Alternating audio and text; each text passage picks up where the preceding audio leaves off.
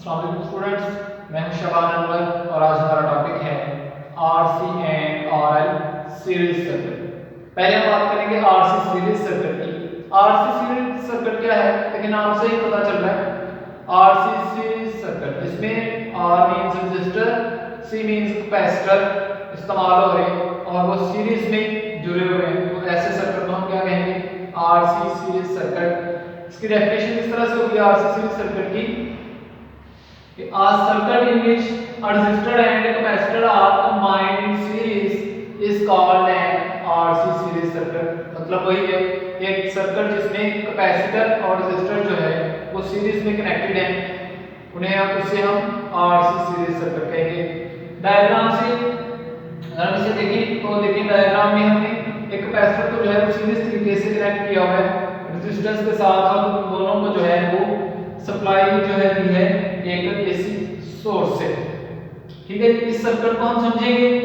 इसमें जो इसके कंपोनेंट्स हैं यानी कैपेसिटर और रेजिस्टर, उनमें पोटेंशियल कितना है और पोटेंशियल और करंट के दरमियान फेज डिफरेंस कितना है, और मोस्ट इंपॉर्टेंटली कि इस सर्किट की जो कंबाइंड रेजिस्टेंस है जिसे हम इंपीडेंस कहते हैं वो फाइंड आउट करेंगे, इस सर्किट की इंपीडेंस कितनी है।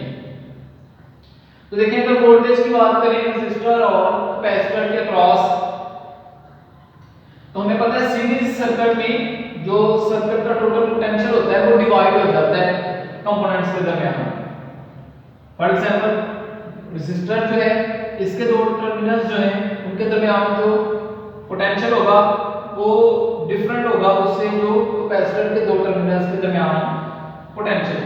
तो लेट्स सपोज जो कैपेसिटर है उसके टर्मिनल्स के दरमियान पोटेंशियल है उसे हम VC से रिप्रेजेंट करते हैं, और जो रेजिस्टर है उसके दो टर्मिनल्स के दरमियान जो पोटेंशियल है उसे हम VR से रिप्रेजेंट करते हैं।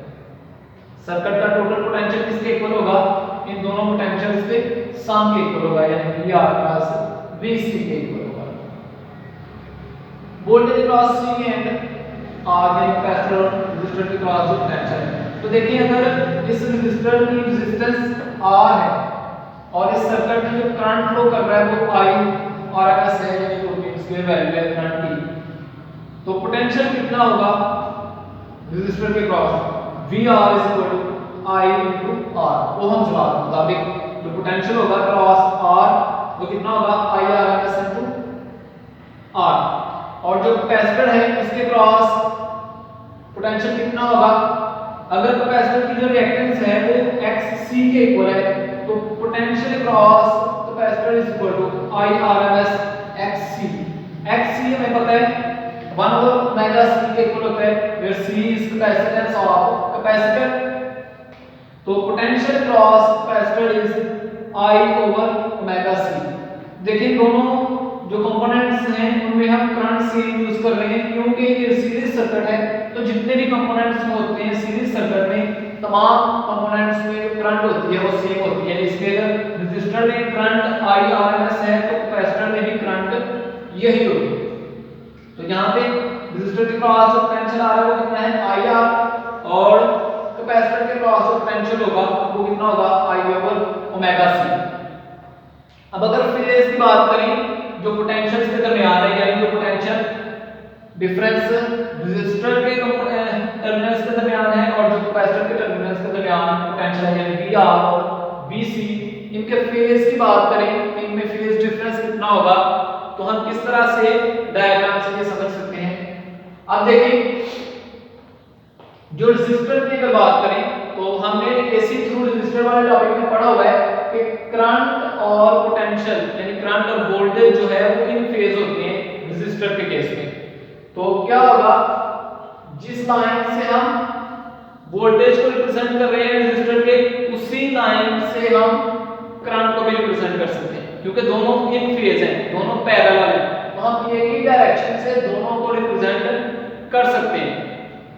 बात करें अगर कैपेसिटर के पोटेंशियल की, तो हमें पता है जब हमने टॉपिक पढ़ा था AC थ्रू कैपेसिटर, तो उसमें हमने देखा था जो पोटेंशियल है वो करंट से 90 डिग्री पीछे होता है, यानी वो जो करंट है वो लीड कर रही होती है वहां पे 90 डिग्री से, और जो पोटेंशियल है वो लैग कर रहा होता है यानी करंट से 90 डिग्री पीछे होता है। तो अगर ये लाइन जो हॉरिजॉन्टल लाइन जो मैंने ड्रा किया यहाँ पे करंट की डायरेक्शन को शो कर रही है, करंट के फेज को शो कर रही है, तो जो पोटेंशियल होगा कैपेसिटर के क्रॉस वो इसके साथ 90 का एंगल बना रहा है, तो लैग कर रहा है तो डाउनवर्ड होगा।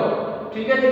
तो VR और VC में जो फेज डिफरेंस है वो कितना होगा, फिर इस डायग्राम से समझ आ रही है कि वो 90 के इक्वल होगा। जो VR है वो लीड कर रहा होगा, VC जो है वो लैग कर रहा है। अप्लाइड वोल्टेज जो है सर्किट के, उसकी अगर बात करें तो V स्क्वायर वोल्टेज होगा, तो देखिए इस डायग्राम से हम वो वैल्यू फाइंड कर सकते हैं। हम कह रहे हैं सर्किट का जो टोटल पोटेंशियल होगा वो इसके इक्वल होगा VR और VC के सम के इक्वल होगा। अब इस डायग्राम से जब हम ये दो जो वेक्टर्स हैं VR और VC को रिप्रेजेंट कर रहे हैं, तो हम इनका सम फाइंड कर सकते हैं। कैसे? हेड के रूल से। आप इस VC को यहाँ पे ड्रा कर सकते हैं, जो कि VR से स्टार्ट हो रहा होगा और यहाँ पे वो एंड हो रहा है VC। अब अगर हमने VR प्लस VC फाइंड कर रहे हैं तो क्या करेंगे, VR के टेल को ज्वाइन कर देंगे with the head of VC। तो ये हमारे पास जो वेक्टर आएगा ये रिजल्टेंट वेक्टर होगा जो कि VRMS के इक्वल एक्चुअली, जो सर्किट का अप्लाइड वोल्टेज है या टोटल वोल्टेज आप कह रहे हैं सर्किट का। तो इस वोल्टेज की मैग्नीट्यूड कितनी होगी, हम वेक्टर वाले जो वेक्टर का जो मेथड है मैग्नीट्यूड फाइंड करने का उसी से फाइंड कर सकते हैं। हम कह सकते हैं कि ये जो रिजल्टेंट वेक्टर है इसके दो कंपोनेंट्स हैं VC एंड VR। कह सकते हैं कि अगर VR और जो VRMS है इसके दरमियान अगर थीटा बन रहा है तो VR जो है इसका हॉरिजॉन्टल कंपोनेंट है और VC इसका वर्टिकल कंपोनेंट है।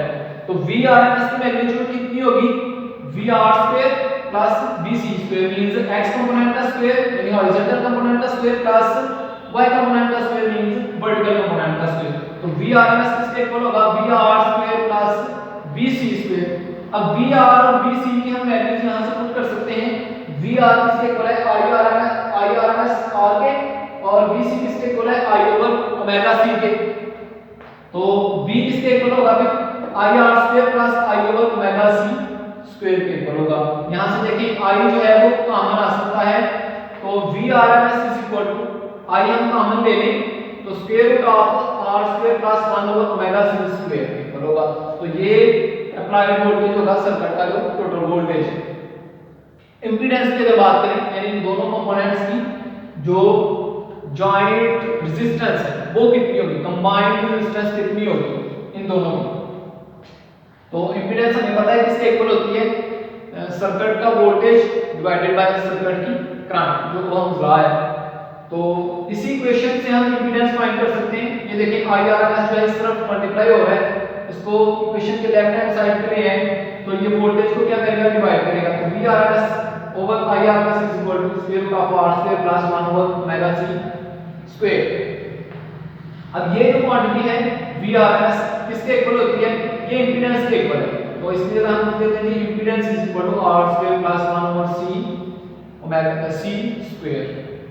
ठीक है, ओमेगा C स्क्वायर। तो ये सर्किट की इंपीडेंस है यानी जो कंबाइंड रेजिस्टेंस है। अब लास्ट पे अगर हम ये फाइंड करना चाह रहे हैं कि करंट, सर्किट की करंट और सर्किट का जो पोटेंशियल है इनमें फेज डिफरेंस कितना है, तो देखें ये जो एंगल है इनमें फेज डिफरेंस को रिप्रेजेंट कर रहा है। तो अगर हम ये थीटा की वैल्यू फाइंड कर लें इसका मतलब है हमने फेज डिफरेंस जो है वो करंट और पोटेंशियल में फाइंड कर लिया है। तो लास्ट पे हम यही करते हैं कि एंगल फाइंड करेंगे करंट और पोटेंशियल के दरमियान, phase between phase of current and potential. तो ये थीटा हम कैसे फाइंड कर सकते हैं, tan theta is equal to हमें पता है tan थीटा किसके इक्वल होता है, y component over x component के। तो tan थीटा यहां पे किसके इक्वल होगा, अगर हम बात करें y ओवर x की, तो y कंपोनेंट यहां पे क्या है bc और x कंपोनेंट क्या है br। अब bc और br की वैल्यू पुट कर दी, bc की वैल्यू क्या है जी 1 over I over omega c, I